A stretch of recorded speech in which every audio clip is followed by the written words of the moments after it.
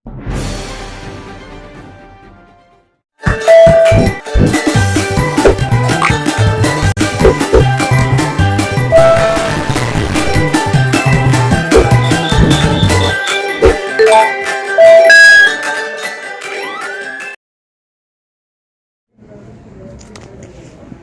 विधानसभा के सेशन में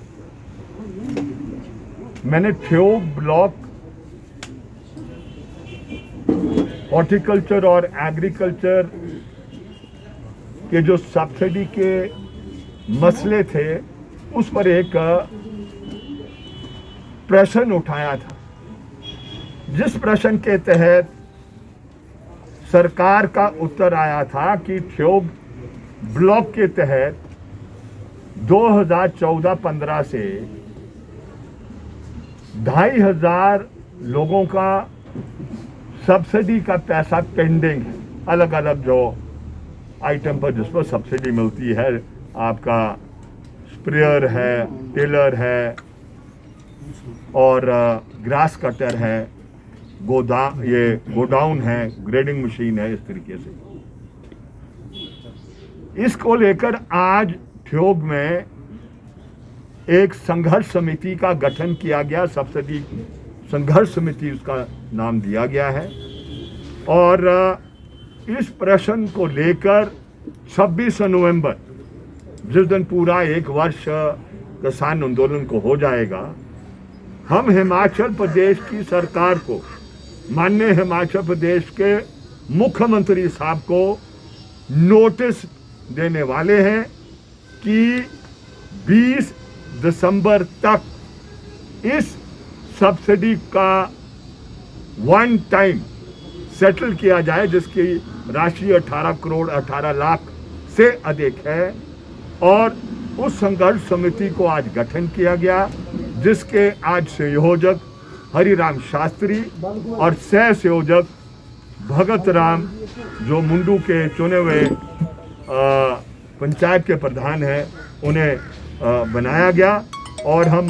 उम्मीद करते हैं हिमाचल प्रदेश की सरकार से कि 20 दिसंबर तक ये सारी सब्सिडी की अदायगी की जाए, अन्यथा ये देश के अंदर आंदोलन क्या रूपरेखा लेगा मैं कह नहीं सकता, लेकिन निश्चित रूप से ये ठियोग के इलाके के अंदर ये आंदोलन तेज किया जाएगा।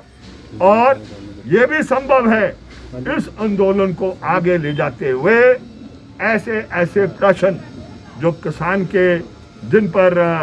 सरकार अभी चुप्पी साधी है, उन प्रश्नों को भी हम आगे करेंगे। और ये सरकार समझ ले, अगर ये करेगी नहीं तो उसको बहुत बड़ा राजनीतिक नुकसान भी होने वाला की तरफ चला था। उस समय उनको रास्ते में विभिन्न स्तर के ऊपर रोका गया और जब वो दिल्ली पहुंचे तो वहां पर जो बॉर्डर बना, वहां पर कीलों से वहां पर खाइयां खोदकर उन पर पानी फेंक कर उनको दिल्ली में नहीं आने दिया। इस आंदोलन, ये जो एक बलिदानी आंदोलन पिछले एक वर्ष से चला था, जिसमें लगभग 700 के करीब किसान जिन्होंने शहादत दी है, और जो एक निरंतरता में ये किसान आंदोलन चला है। हिमाचल प्रदेश में किसान सभा, जो अखिल भारतीय किसान सभा संयुक्त किसान मोर्चे का एक महत्वपूर्ण घटक है,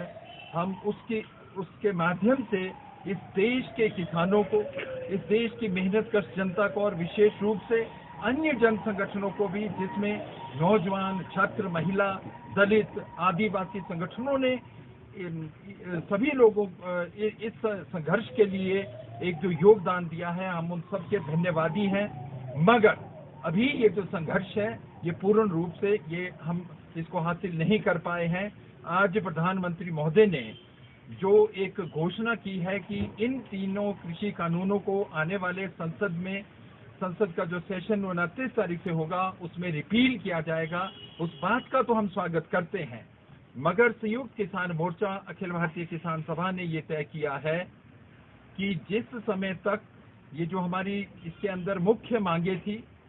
कि ये 3 कृषि कानूनों को जिस समय तक संसद के अंदर पूरी प्रक्रिया के माध्यम से वापस नहीं लिया जाता, जिस समय तक न्यूनतम समर्थन मूल्य के ऊपर गारंटी देते हुए कानून नहीं बनाया जाता और जो इलेक्ट्रिसिटी अमेंडमेंट बिल था उसे वापस नहीं लिया जाता। और इस आंदोलन में लखीमपुर खीरी में जिस तरीके से किसानों को गाड़ी के नीचे कुचला गया, उसके दोषी जो लोग थे, केंद्रीय राज्य मंत्री, गृह राज्य मंत्री, उनको वहां से बर्खास्त नहीं किया जाता। ये आंदोलन उस समय तक जारी रहेगा। इस आंदोलन के माध्यम से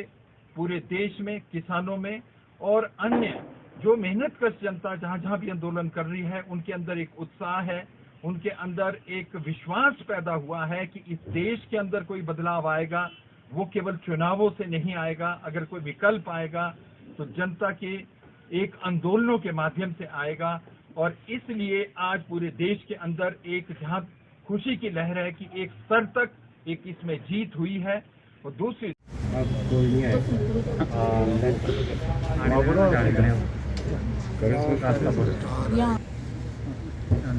तो मिठाई भी बांट रहे हाँ जी सर, हाँ जी। आज इस प्रेस वार्ता में आप सभी प्रेस बंधु कि आपको मालूम है कि किसानों का जो ये ऐतिहासिक संघर्ष पूरी दुनिया का ऐतिहासिक संघर्ष के रूप में जिसको जाना जाता है, देश के प्रधानमंत्री महोदय ने जो एक संबोधन किया उसमें इन तीनों कृषि कानूनों को वापस करने का जो संदर्भ में आज हम यहाँ इस प्रेस वार्ता को कर रहे हैं। और इसमें आज हमारे साथ हिमाचल किसान सभा ये विस्तार से जो है इस पे अपनी बात रखेंगे और संबोधित करेंगे कि आज इस इतिहास। तो मैं अनुरोध करूंगा राज्य अध्यक्ष डॉक्टर कुलदीप तंवर जी से कि वो आप सबको संबोधित करें। इस प्रेस वार्ता में आप सभी का स्वागत है। पिछले वर्ष कोरोना 3 कृषि कानूनों पर अध्यादेश लाई थी और सितंबर के महीने में उनको कानून का दर्जा दिया गया। उसी